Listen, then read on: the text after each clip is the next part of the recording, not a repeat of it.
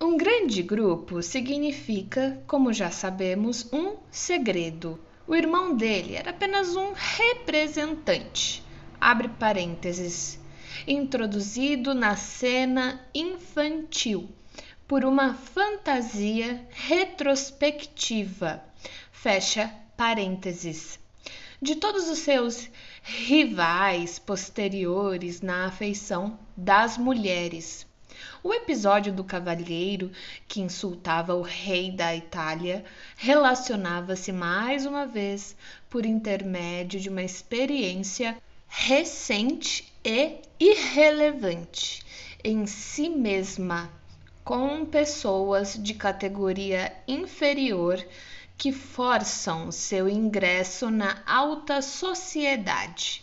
Era como se a criança ao seio estivesse recebendo uma advertência paralela à que Daudet fizera aos rapazes, para oferecer uma terceira oportunidade de estudarmos a condensação na formação dos sonhos.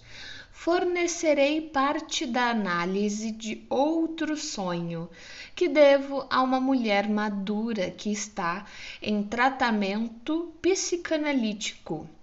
Como seria de esperar pelos graves estados de angústia de que sofria, a paciente, seus sonhos continham um número muito grande de ideias sexuais, cujo reconhecimento inicial a surpreendeu e alarmou. Como não poderei levar a interpretação do sonho até o fim, seu material parecerá enquadrar-se em vários grupos sem nenhuma ligação visível. Título 3: O sonho do besouro de Maio. Conteúdo do sonho. Ela se lembrou de que tinha 2 besouros de maio numa caixa e precisava libertá-los. Caso contrário, ficariam sufocados. Abriu a caixa e os besouros estavam em estado de esgotamento. Um deles voou pela janela aberta, mas outro foi esmagado pelo caixilho da janela, enquanto ela a fechava a pedido de alguém. Abre parênteses, sinais de repulsa, fecha parênteses. Análise. O marido da paciente estava temporariamente ausente de casa e a filha de 14 anos vinha dormindo na cama ao lado dela. Na noite anterior, a menina lhe chamara a atenção para uma mariposa que caíra em seu copo d'água, mas ela não a retirara e ficara penalizada pelo pobre inseto na manhã seguinte. O livro que estivera lendo à noite contava como alguns meninos haviam atirado um gato em água fervente e descrevia as convulsões do animal. Essas foram as 2 causas precipitantes do sonho, em si mesmas irrelevantes. Ela prosseguiu então no assunto da crueldade para com os animais. Alguns anos antes, quando passavam o verão em certo lugar, a filha da paciente havia sido muito cruel com os animais. Apanhava borboletas e pedia arsênico à mãe para matá-los. Numa outra ocasião, uma mariposa com um alfinete atravessado no corpo continuara a voar pelo quarto durante muito tempo. De outra feita, algumas lagartas que a menina estava grudando para que se transformassem em crisálidas morreram de fome. Numa idade mais tenra, essa menina tinha o hábito de arrancar as asas de besouros e borboletas, mas hoje ficava horrorizada diante de todas essas ações cruéis. Tornara-se muito bondosa. A paciente refletiu a respeito dessa contradição.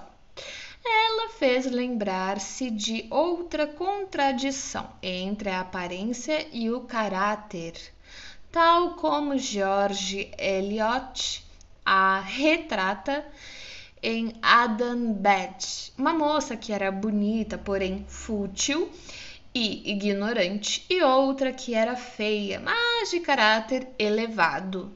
Um nobre que seduziu a moça tola e um operário que se sentia e agia com verdadeira nobreza. Como era impossível, comentou ela, reconhecer essas coisas nas pessoas. Quem poderia imaginar, olhando para ela, que ela era atormentada por desejos sensuais? No mesmo ano em que a menina começara a colecionar borboletas, o distrito em que se encontravam tinha sido seriamente atingido por uma praga de besouro de maio. As crianças ficaram furiosas com os insetos e os esmagavam sem piedade. Naquela ocasião, minha paciente vira um homem que arrancava as asas dos besouros de maio e em seguida comia-lhes o corpo. Ela própria nascera em maio e se casara em maio. 3 dias após o casamento, escrevera aos pais dizendo o quanto se sentia feliz, mas isso estava longe de ser feliz. Na noite anterior ao sonho, ela estivera remexendo em algumas cartas antigas e lera algumas delas, umas sérias, outras cômicas, em voz alta para os filhos.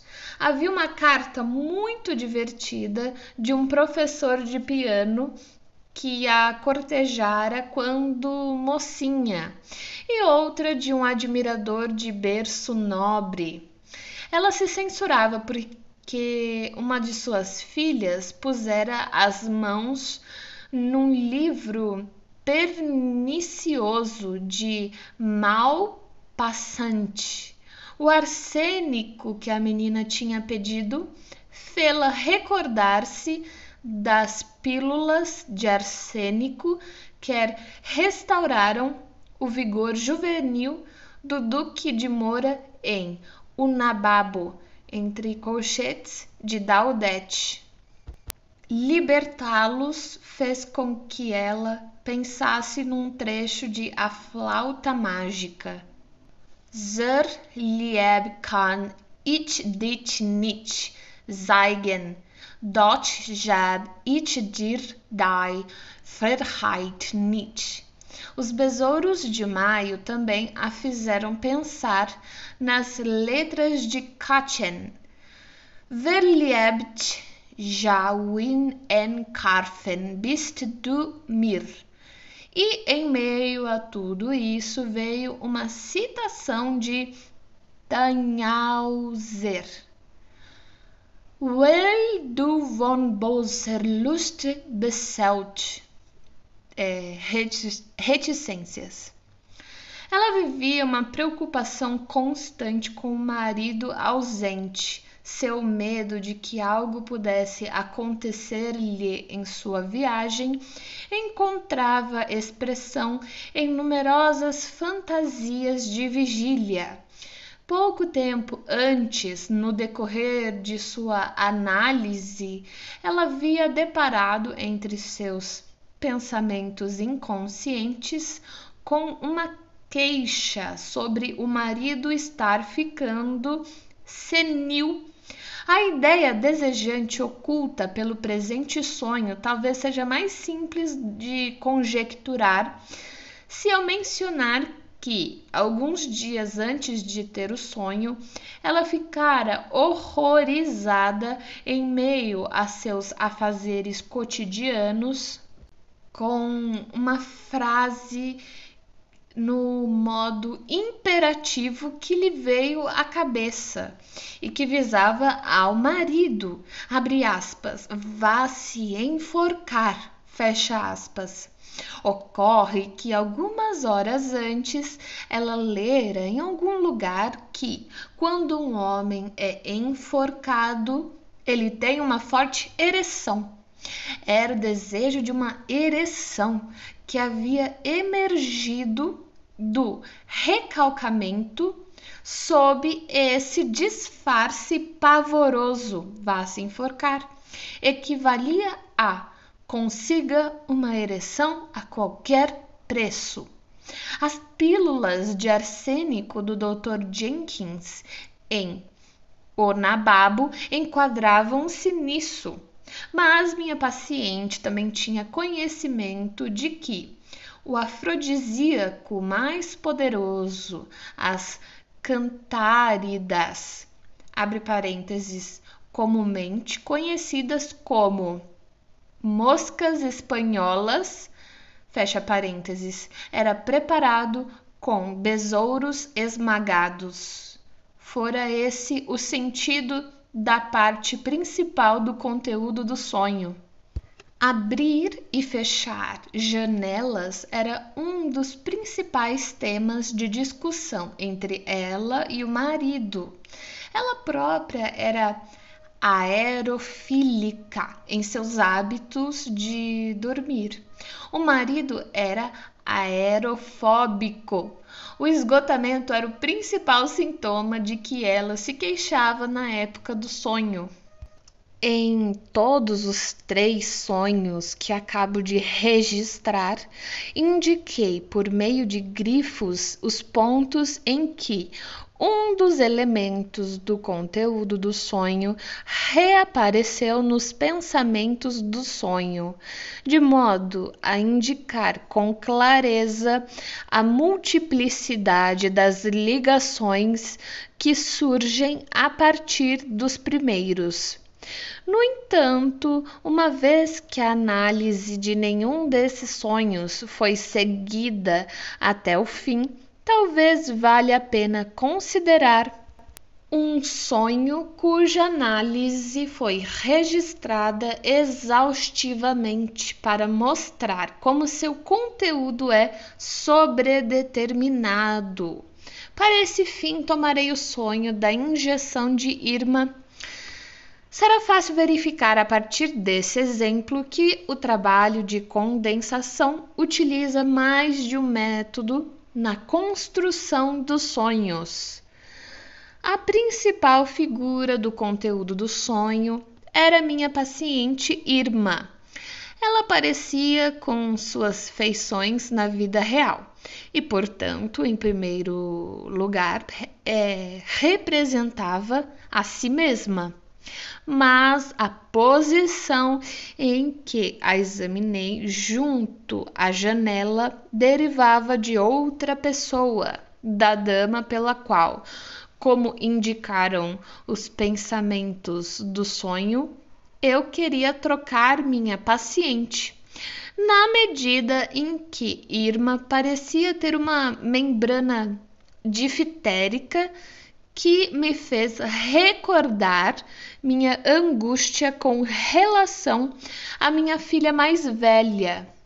Ela representava essa criança e por trás desta, uma vez que tinha o mesmo nome que minha filha, estava oculta a figura de minha paciente que sucumbira ao envenenamento. No curso ulterior do sonho, a figura de Irma adquiriu ainda outros significados, sem que ocorresse qualquer alteração em sua imagem visual no sonho. Ela se transformou numa das crianças que havíamos examinado no departamento neurológico do hospital infantil, onde meus 2 amigos revelaram suas índoles contrastantes. A figura de minha própria filha foi, evidentemente, o degrau para essa transição.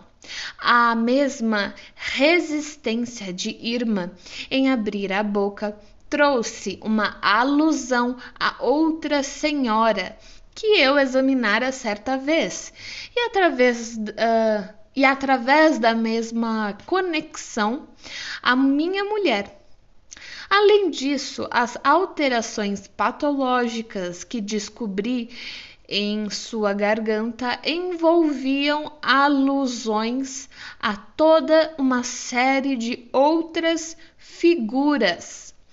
Nenhuma dessas figuras com que deparei ao acompanhar Irma apareceu no sonho em forma corporal. Estavam ocultas por trás da figura onírica de Irma, que assim se transformou numa imagem coletiva dotada, há que admitir, de diversas características contraditórias. Irma tornou-se a representante de todas essas outras figuras que tinham sido sacrificadas ao trabalho de condensação, já que transferi para ela ponto por ponto tudo o que me fazia lembrar-me delas. Existe outro meio pelo qual se pode produzir uma figura coletiva para fins de condensação onírica, ou seja, reunindo-se as feições reais de duas ou mais pessoas numa única imagem onírica. Foi assim que se construiu o Dr. M de meu sonho. Ele trazia o nome de Dr. M, falava e agia como ele, mas suas características físicas e suas doenças pertenciam a outra pessoa, ou melhor, a meu irmão mais velho. Uma característica única, seu aspecto pálido, fora duplamente determinada, uma vez que era comum a ambos na vida real.